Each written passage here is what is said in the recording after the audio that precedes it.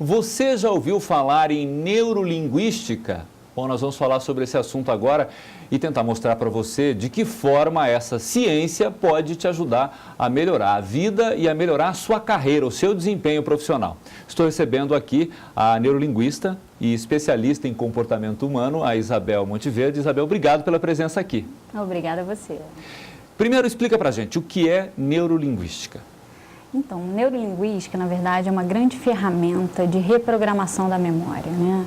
Nós somos memória o tempo inteiro, a gente está condicionando comportamentos, emoções. E a neurolinguística é uma ótima ferramenta para você reprogramar esses condicionamentos que a gente vem programando na nossa infância, né? Emoções que a gente vem programando, ou seja, muitas vezes você cresce num lar com muita insegurança.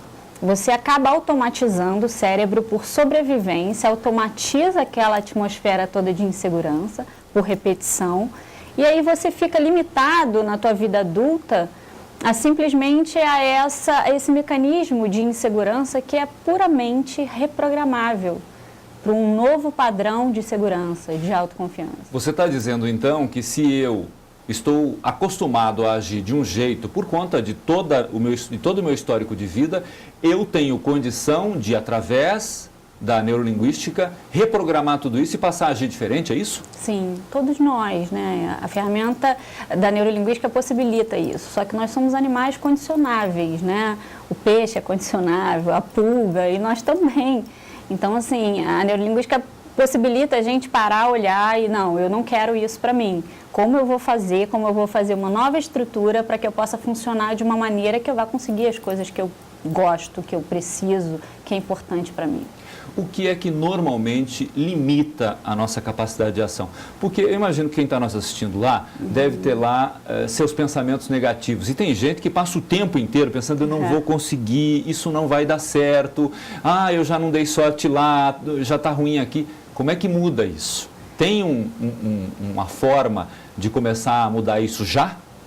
Sim, a primeira coisa que eu acredito é mudar essa crença de autoanulação, né? De que eu não posso nada e tudo que eu preciso está externo, está fora de mim.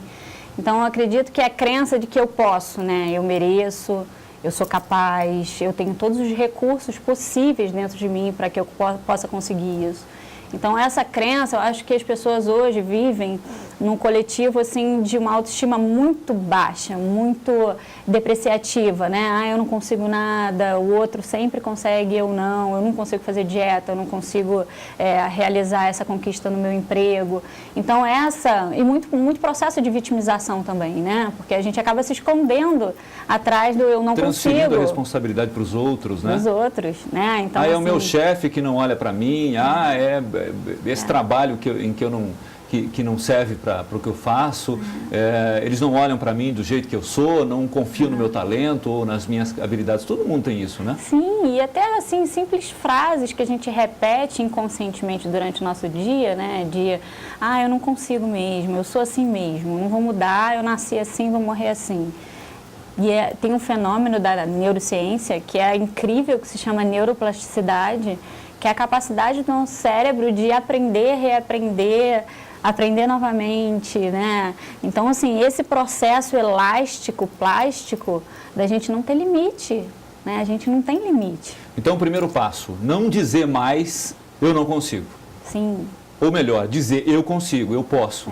Você tem todos os recursos necessários. Biologicamente, a gente nasce igual, todos os cérebros são iguais. Então, se um indivíduo conseguiu, você também vai conseguir. Então, assim, dentro de você tem todos os recursos, né, biologicamente acessíveis para você desenvolver. Você só tem que aprender como acessar essas ferramentas. Isabel, você chegou a desenvolver um método para utilizar a neurolinguística para que as pessoas possam conquistar esse seu, digamos, seu novo status, a sua nova condição de enfrentar os problemas. Explica para a gente como é que você chegou a esse método.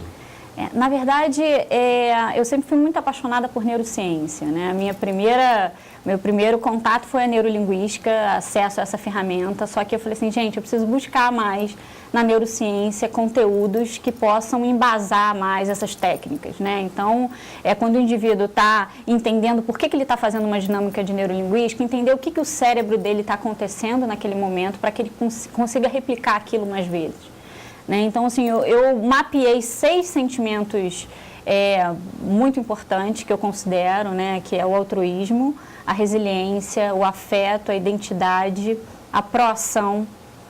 Né? Então, assim, eu mapeei esses sentimentos de ver como é que a gente poderia criar uma ordem, eu não gosto muito dessa palavra metodologia, eu gosto mais da técnica, né? Como é que a gente pode criar uma técnica para conseguir acessar esses sentimentos de uma forma mais fácil, né? De uma forma mais acessível.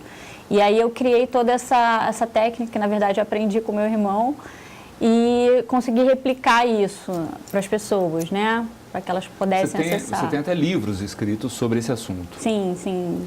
E isso pode ser aplicado individualmente ou é preciso, ou dá para trabalhar também numa empresa, num grupo formado já? Qual é a aplicabilidade dessa metodologia ou desse método? Ela pode ser aplicada individualmente ou coletivamente, mas nós somos seres sociais, né? Nós vivemos em coletividade. Então, tudo que a gente aplica com o outro, com o grupo, ao meu olhar, eu acho que a gente tem um ganho potencial maior. Né? Então, assim, eu vejo muito mais resultado num grupo do que individual. A gente tem a tendência na individualidade a se vitimizar, a olhar só os nossos defeitos, os nossos fracassos, o que a gente não consegue. Quando você está no coletivo, você está sempre olhando o que o outro, o fracasso do outro, a vitória do outro e como é que você espelha isso em você. Eu acho uma riqueza incrível quando a gente consegue trabalhar em grupo.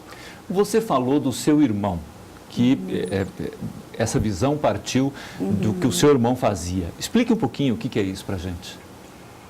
Isso foi a minha paixão. Eu sou apaixonada pelo mundo das emoções, né? E essa paixão começou muito cedo. Eu tinha 7 anos aproximadamente, né? A maior parte da minha infância, eu morei numa casa abandonada com a minha mãe e os meus 2 irmãos. E essa casa, os meus irmãos tinham graves problemas com drogas, né? Essa casa tinha muito rato, os ratos acabavam ficando com a gente ali, a gente passava muita fome. Então, ou seja, eu vivi numa atmosfera muito adversa, né? Assim, muito desafiante. Isso praticamente toda a infância, você disse? Sim, dos meus 3 anos até os meus 15 anos de idade, eu morei nessa casa. Né? 12 anos, quer dizer, a infância inteira praticamente você viveu numa condição absolutamente adversa. Sim, sim. Que te apontava para um futuro complicado, não é isso? Isso, mas aí eu recebi um grande presente, na verdade, né? Esses meus 2 irmãos, um irmão meu, eu sofri uma rejeição muito grande, assim, eu sempre fui uma criança muito chata, muito problemática, doente, chorava muito. E aí um dia ele chegou para mim e falou assim, para que você existe? A mamãe deveria ter abortado você. E aquilo foi um choque para mim, muito grande. Só que eu tinha uns 7 anos e não sabia o que era aborto, né? Mas eu senti aquela carga de rejeição muito grande. E aí no dia seguinte eu fui na escola perguntar à minha amiga que sabia tudo o que era aborto. E ela chegou para mim assim com a cara mais sabichona da vida e falou assim para mim, eu sei o que é aborto. Aborto é quando o bebê não consegue virar humano. E aí cristalizou na minha mente uma pergunta, né? O que é ser humano? O que ela está querendo dizer, né? Por que eu não posso ser humana? Por que meu irmão falou aquilo para mim? E eu fiquei muito triste, fiquei um período, assim, dias muito triste. E aí minha mãe me perguntou o que houve, por que você está assim? E eu contei para ela. E aí ela me disse, Belzinha, ele faz isso porque tem um vazio sem cor muito grande dentro dele. E ali eu falei assim, caramba, o primeiro insight do que é ser humano. Tem humano com cor e humano sem cor. E aí eu comecei a categorizar as pessoas. Você tem menos verde, ele tem mais amarelo. Passou a ser a minha obsessão. E aí um dia eu cheguei para esse meu outro irmão, que era o meu amor, a gente tinha uma referência afetiva muito grande. E falei para ele, falei, Chuca, eu preciso que você me ajude a ser uma pesquisadora das cores de dentro. E aí ele falou, mas por quê? O que que houve? E aí eu expliquei para ele, e aí pedi a ele, perguntei se ele podia me ajudar a virar humana, que eu achando essas cores eu ia virar humana. E ali a gente começou uma grande trajetória, uma grande magia. Ele era cego, ele me vendou e falou, então tá bom, então eu vou começar a te ensinar a coisa mais importante, que é olhar para dentro, para buscar essas cores de dentro. E aí me explicou que as cores de dentro eram as emoções das pessoas. E ali a gente começou uma grande... O meu nome é Isabel Monteverde, né? Já tem cor. Já tem cor. Isabel, nosso tempo está acabando, infelizmente. Eu só queria deixar um contato para as pessoas que tenham ficado interessados em saber mais do seu trabalho, em saber mais de toda essa sua pesquisa. Tem alguma Sim, forma de manter contato? Tem contato. Tem a nossa página do Facebook, né, Engenharia de Ser.